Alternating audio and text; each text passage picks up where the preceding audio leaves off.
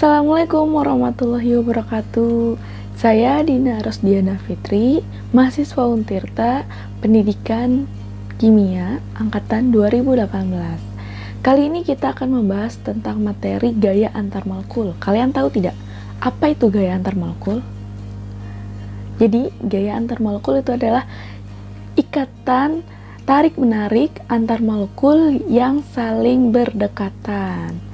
Nah, perlu kalian ketahui, gaya antar molekul ini berbeda dengan ikatan kimia atau ikatan yang terjadi antar atom. Nah, seperti ikatan ion, ikatan kovalen, dan ikatan logam. Jadi, kalau ikatan ion, ikatan logam, dan ikatan kovalen itu terjadi antar atom, maka gaya antar molekul yang terjadi antar molekul. Nah, sebelum kita membahas lebih lanjut, kalian diharapkan sudah mempelajari materi mengenai molekul kovalen polar dan molekul kovalen nonpolar. Nah, jadi gaya antar molekul itu terbagi menjadi dua macam, yaitu ikatan hidrogen dan gaya van der Waals. Nah, sebelum kita membahas lebih lanjut, kita akan membahas terlebih dahulu ikatan hidrogen. Jadi, ikatan hidrogen itu adalah gaya tarik antar molekul yang terjadi antara atom H dengan atom yang lain dengan memiliki elektron negatif yang sangat besar, seperti F, O, dan N. Seperti contoh, kita memiliki molekul H2O. Jadi pada molekul 1, yaitu atom O, akan berikatan dengan atom H pada molekul yang lainnya. Nah, ikatan tersebut dikatakan ikatan hidrogen.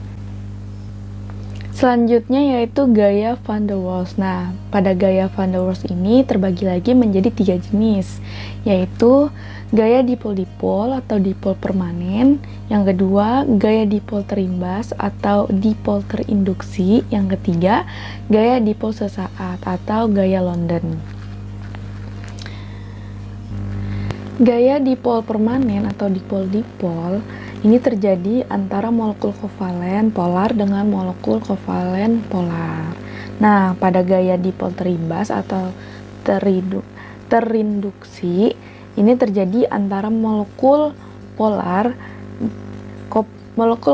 polar dengan molekul kovalen nonpolar. Terus yang ketiga yaitu gaya dipol sesaat, yang dimana akan terjadi antara molekul kovalen nonpolar dengan molekul kovalen nonpolar. Saja kita ambil contoh dari masing-masing gaya yang ada di gaya van der Waals, yaitu gaya yang pertama, gaya dipol-dipol, yang dimana kita memiliki dua molekul HCl, yaitu molekul HCl yang pertama H dan Cl, dan yang kedua molekul kedua sama HCl. Nah, jadi untuk contoh gaya dipol-dipol ini yaitu gaya antar molekul HCl dengan HCl. Yang perlu kalian ingat yaitu ada perbedaan elektronegatifan yang besar, maka molekul HCl termasuk molekul polar, yang dimana Cl akan membentuk kutub min atau negatif karena ia lebih mudah menarik elektron. Kemudian H ini akan membentuk kutub plus, dan sama juga dengan molekul HCl satunya. Jadi ikatan antara kedua molekul inilah yang disebut dengan gaya dipol-dipol, seperti pada gambar di samping. Bentuk yang akan terbentuk seperti itu. Lalu pada contoh kedua yaitu gaya dipol terimbas, yang dimana antar molekul HCl dengan H2. Pada molekul HCl ini adalah molekul kovalen polar dan H2 molekul kovalen nonpolar. Karena HCl adalah bentuk molekul polar, maka membentuk dua kutub atau membentuk dipol plus dan min. Nah, seperti bentuk gambar di samping, karena molekul H2 ini adalah molekul nonpolar, maka ia tidak akan bisa membentuk dua kutub. Jadi bentuknya seperti tersebut, lingkaran. Nah, karena H2 ini adalah molekul nonpolar, maka ia tidak akan bisa membentuk dua kutub. Jadi, sedangkan HCl ini membentuk dipol. H2 ini tidak membentuk dipol. Nah, ketika molekul nonpolar mendekati ke molekul polar, maka molekul nonpolar ini akan berimbas.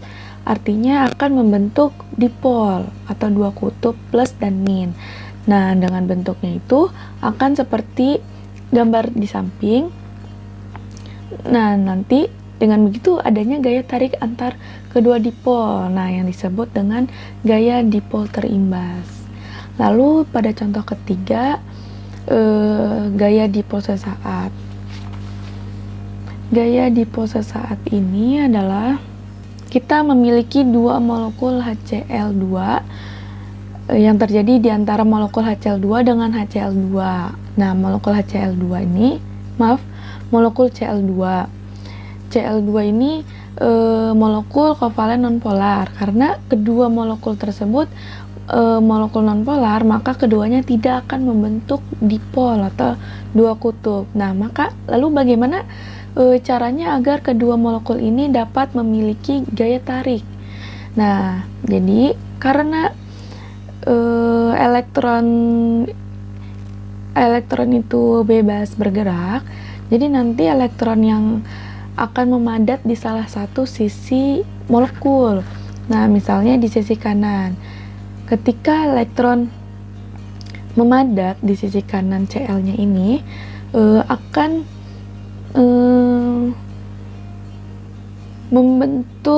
membentuk dipol negatif. Sedangkan pada Cl yang di sebelahnya, yang elektronnya sedikit, akan membentuk kutub plus. Dengan begitu, seperti dilihat di gambar di samping, akan berubah menjadi dipol dengan dua kutub plus dan negatif. Nah,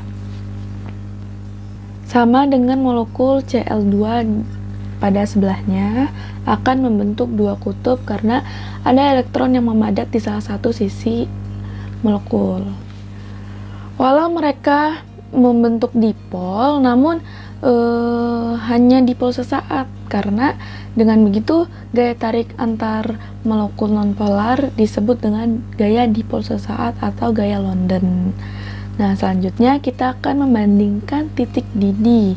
Jadi, pada molekul-molekul yang memiliki ikatan hidrogen, ini akan memiliki titik didih yang lebih besar dibanding molekul-molekul yang memiliki gaya dipol-dipol. Kemudian, titik didih molekul gaya dipol-dipol itu akan lebih besar daripada gaya dipol terimbas. Nah, pada molekul-molekul yang gaya dipol terimbas ini, titik didihnya akan lebih besar dari molekul-molekul gaya dipol sesaat. Nah, perhatikan pada molekul. Maaf, di sini saya memiliki contoh soal, yaitu gaya antar molekul yang bekerja pada molekul HF sehingga mempunyai titik didih yang lebih tinggi daripada HCl adalah. Nah, kalian perlu perhatikan molekul HF dan HCl, keduanya memang termasuk molekul kovalen polar, tetapi pada molekul HF terdapat atom H dan atom yang berelektronegatif, yang keelektronegatifannya sangat tinggi, yaitu atom F, sehingga dapat membentuk ikatan hidrogen antar molekulnya. Jadi ikatan hidrogen inilah yang membuat titik didih HF, molekul HF itu lebih tinggi dibandingkan dengan titik didih molekul HCl. Jelas ya? Jadi jawabannya itu adalah ikatan hidrogen. Mungkin cukup sekian penjelasan dari saya mengenai materi gaya antar molekul. Mungkin kurang lebihnya mohon maaf. Saya tutup. Wassalamualaikum warahmatullahi wabarakatuh.